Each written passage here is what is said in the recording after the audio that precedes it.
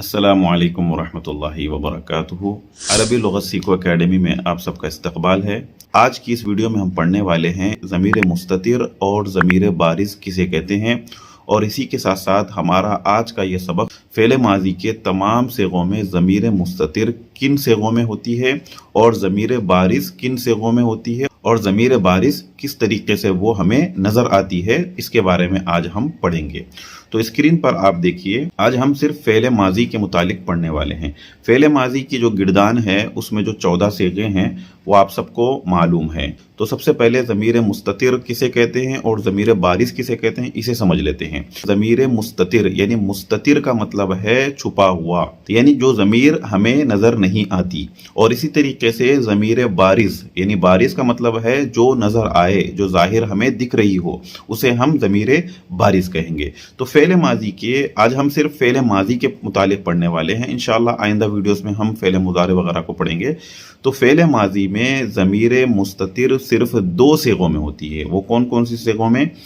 एक वाहिद मुज़क्कर गायब के सिगे में, और इसी तरीके से एक वाहिद मुअन्नस गायब के सिगे में।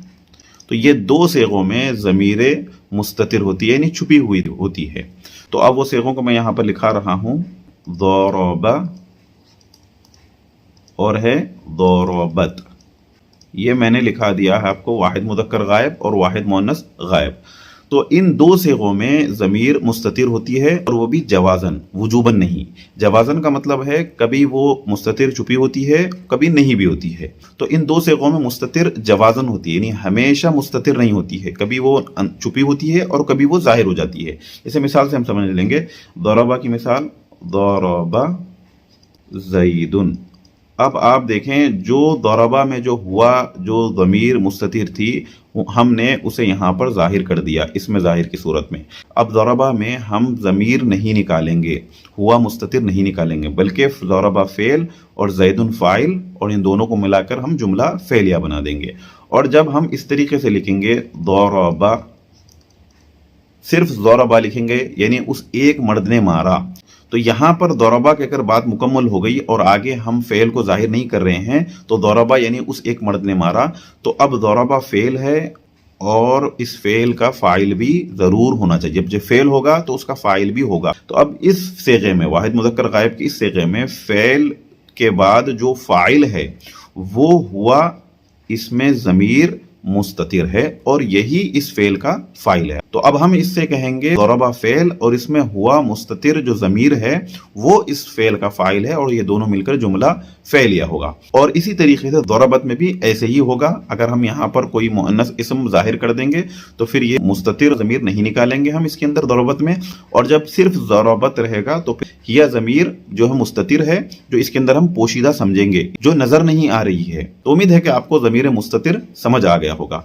तो अब हम चलते हैं ज़मीर बारिज़ के मुतालिक। बारिज़ वो है जो आपको नज़र आए। तो फ़ेल माज़ी के जो बकिया 12 सीगे हैं, मैं उसे लिखा देता हूँ, ज़रबा। तो हमारा दूसरा जो सीगा है गायब के अंदर, तस्निया मुज़क्कर गायब में, ये जो अलिफ तस्निया है इसे ही हम ज़मीर बारिज़ कहेंगे, यानी ज़रबा फ़ेल और अलिफ से हम ज़मीर बारिज़ कहेंगे, और यही फ़ाइल है। तो ये फ़ेल और ये फ़ाइल मिलकर जुमला फ़ेलिया होगा। इसके बाद ज़रबू। तो ये ज़रबू में जो वाव आपको नज़र आ रहा है इसे हम ज़मीर बारिज़ कहेंगे, जो हमें नज़र आ रहा है। जबकि वाहिद मुज़क्कर गायब और वाहिद मुअन्नस गायब के अंदर आपको ज़मीर नज़र नहीं आ रही थी, इसी वजह से हमने उस ज़मीर को ज़मीर मुस्ततिर कहा, छुपी हुई, और वो भी जवाज़न। जब इसमें ज़ाहिर हो जाएगा तो फिर हम उसमें ज़मीर नहीं निकालेंगे। लेकिन ये जो 12 सिगों में जो ज़मीर बारिज़ होती है वो वुजूबन होती है, यानी इसमें ऐसा नहीं है कि अलिफ को हम ज़मीर बारिज़ जो है फ़ाइल कभी बनाएंगे और कभी नहीं बनाएंगे, ऐसा नहीं होता। बल्कि ज़रबा, ज़रबू और ज़रबता, ये तकरीबन जितने भी 12 सीगे हैं वाहिद मुज़क्कर गायब और वाहिद मुअन्नस गायब के अलावा, उन तमाम सिगों में ज़मीर बारिज़ होती है फ़ेल माज़ी में, और वो वुजूबन होती है, यानी हमेशा हम उसे फ़ाइल बनाएंगे, वही ज़मीर बारिज़ होती है।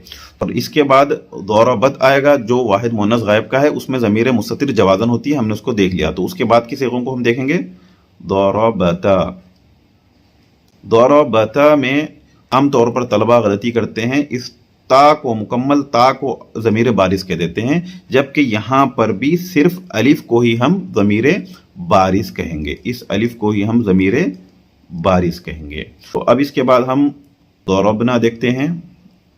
ضربنا, ضربنا میں یہ نا کو ہم یہاں پر ضمیر بارز کہیں گے. اس کے بعد ہے ضربتا, واحد مذکر حاضر کے صیغے میں ہم اس تا کو ضمیر بارز کہیں گے. اس کے بعد ہے ضربتما, یہاں پر ہم صرف الف کو ضمیر بارز نہیں بنائیں گے, تما کو ہم ضمیر بارز کہیں گے. اس کے بعد جمع مذکر حاضر میں ہم کیسے پڑھیں گے؟ ضربتم, یہ تم کو ضمیر بارز کہیں گے, یعنی تا میم پیش تم جو ہوگی جمع مذکر حاضر میں تم کو ہم ضمیر بارز کہیں گے. اور اسی طریقے سے واحد مؤنث حاضر کے بھی صیغے دیکھ لیتے ہیں. ضربتی, ضربتی میں ہم اس تی کو ضمیر بارز کہیں گے, اور ضربتما میں تما ہی ہوگا, اور ضربتنا میں اس تنا کو ہم ضمیر بارز کہیں گے جو ہمیں نظر آ رہی ہے. اور متکلم کے صیغوں میں کیا ہوگا؟ ضربتو, تو ضمیر بارز ہے, اور ضربنا میں نا ضمیر بارز ہے.